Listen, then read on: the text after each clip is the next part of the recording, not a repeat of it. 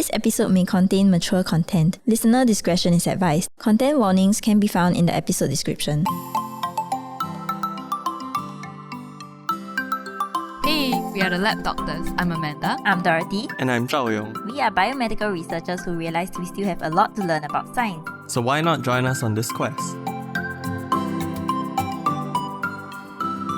Hey everyone, welcome back to the Lab Doctors podcast. So this week, we're going to be talking about... We're going to talk about something baby related. Of course. No, okay, so previously...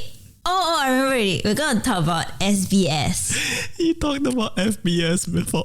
Yes. Now you're okay. talking about SBS. So now it's bus. SBS, not the bus in Singapore.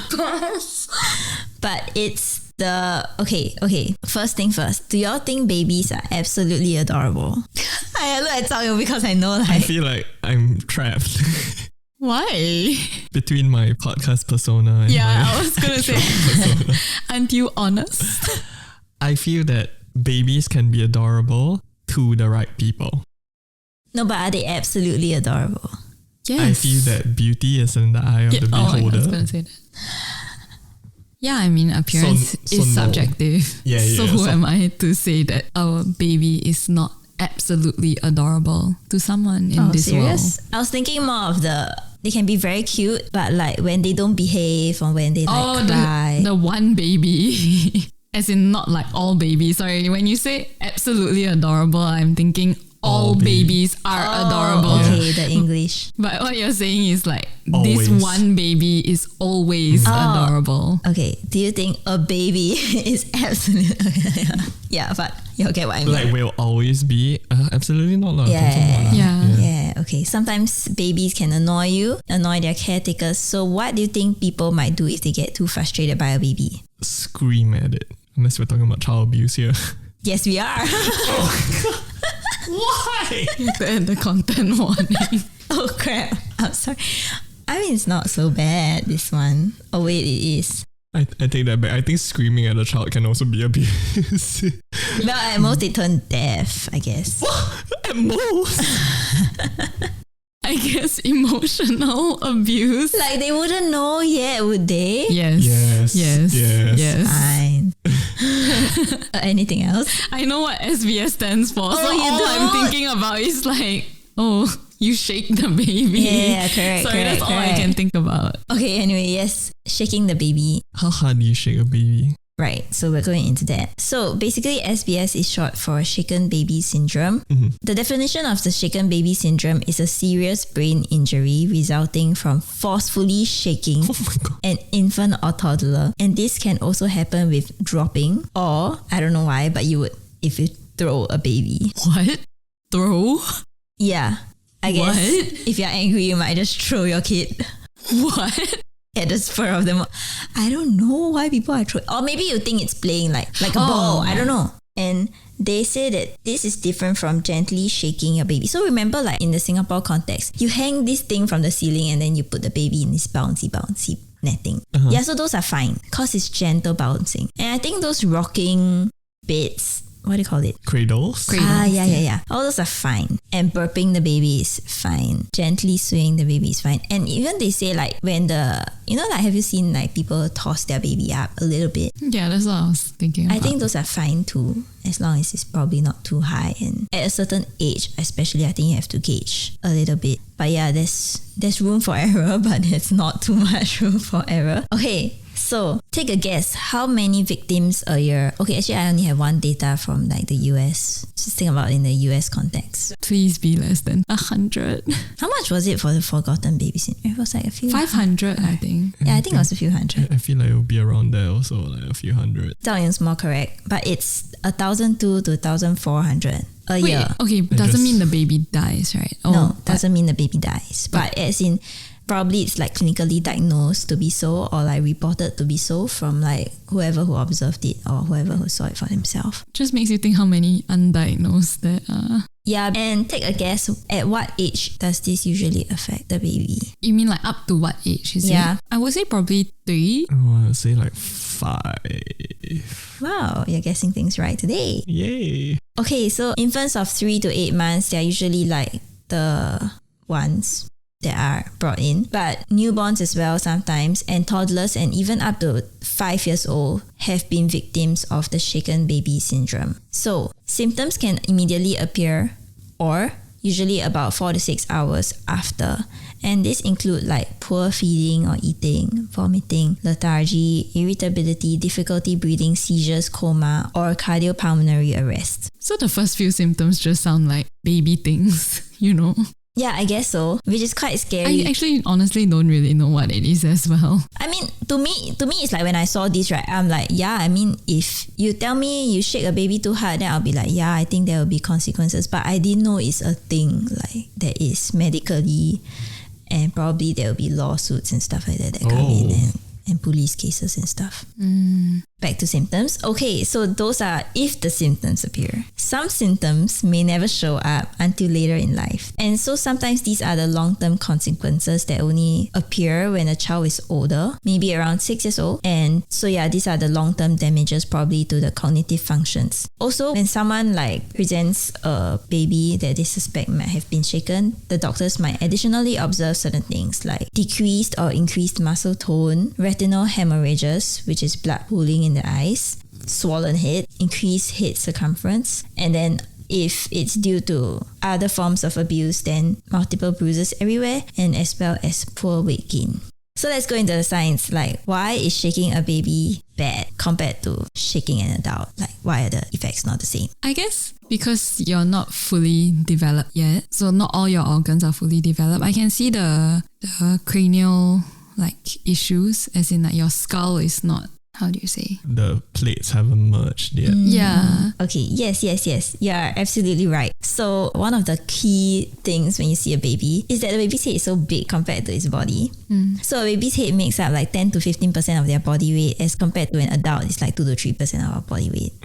So baby's head is very heavy. It's like holding a bowling ball with your hand. So obviously when you shake, then you will more likely produce damages for some human's head that's so big. So the 3 classic symptoms that occur during the shaken baby syndrome are brain swelling, subdural hemorrhage, and retinal hemorrhage. So a baby's head is not fully developed. The connective tissues and the bone structure are not developed enough to offer enough protection. So just like a brief overview on the structure of the head. So from outside, there's the skin first, and then your skull, and then there's a dura membrane, a subdural space, and this thing called arachnoid, which is a delicate fibrocellular layer that protects the brain. And finally, you have the brain. And in between somewhere, there's some blood vessels going around that is supplying blood to the brain. So when you shake a baby too hard, there is trauma such that the cortex or the cortical surface of the brain, which is the outermost part of the brain, will detach from the skull and the dura, and blood vessels that connect the brain and the dura will tear. So then when these blood vessels tear, right, the bleeding can lead to blood clots forming, and this would be known as subdural hemorrhage. Retinal bleeding can also occur if the optic nerve is damaged, so the eye, and then you can see like maybe bloody eyes as well. And then this hemorrhaging can result in increased intracranial pressure, along with lethargy, irritability, seizures, more vomiting, poor feeding, problems with sleeping, and other things. So that's one of the more classic symptoms. Then there also can be direct trauma to the brain when the brain strikes the inner surface of the skull. Also, nerves in the brain may be damaged or severed. Damaged nerves can release chemicals that cause more oxygen deprivation to the brain. Okay, and talking about oxygen deprivation, so hypoxic ischemic injury may also cause injury to the brain. So this is when your small blood vessels tear and the brain starts to swell up, and then that would block oxygen supply and blood supply to the brain, or it may even cut off the entire supply. And lastly, something not so related to the top part of the head is the baby's neck muscles. They are also not very developed enough. So you know like how they always say you need to support a baby's neck when you carry them? Yep. Because their heads are so heavy as well, they're not able to support it. And these vigorous movements when you shake a baby can cause their vertebrae, which is their backbones, to crush the spinal cord. So 1/4 of them die from their injuries. But the bad news is, for those that survive, 5 to 10% exist in a vegetative state. 5 to 10? Yeah, I guess it can be quite bad. 30 to 40% suffer visual impairment, 30% suffer epileptic episodes, and 30 to 50% experience paralysis or developmental retardation. So yeah, all these are very permanent damages, which is why this topic is important, because I didn't know about this. Well, I would say it should be common knowledge to not shake a baby, so I don't really understand the stats being so high, but okay. But I can just imagine being frustrated and then you just shake the baby, like, why you like that? Or something. Or like, I don't know what if people have postpartum depression, or like you don't know where your caretaker is from. Like nowadays a lot of people hire nannies and like for the confinement nannies and stuff, and you don't know what their background is sometimes. Like, It is scary. Are we in the discussion part? oh yeah, we are almost there. Okay. So basically, like, yeah, that's about all the signs. And would shaken baby syndrome be preventable? Absolutely. So that's why we're... Just don't shake the baby, isn't it? Oh yeah. Like, that is the prevention. I mean, you can mildly shake your baby, but not like...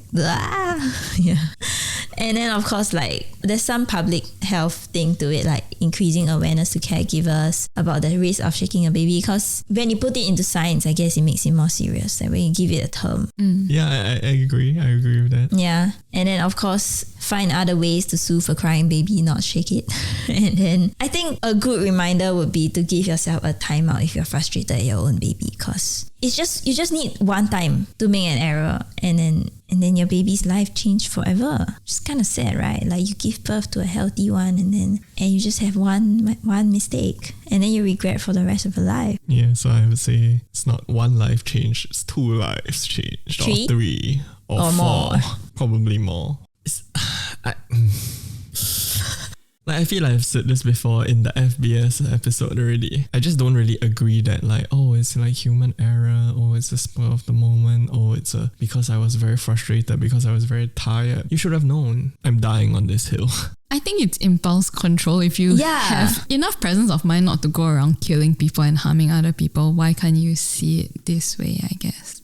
But I was thinking more of like how it's like, sometimes if you're angry, what do you do? Like, some people bang the table, some people slap and say, I don't know, right? But There'll be like fits of anger, and I just think it's just that short burst that if you never manage to hold back, then the problem is there.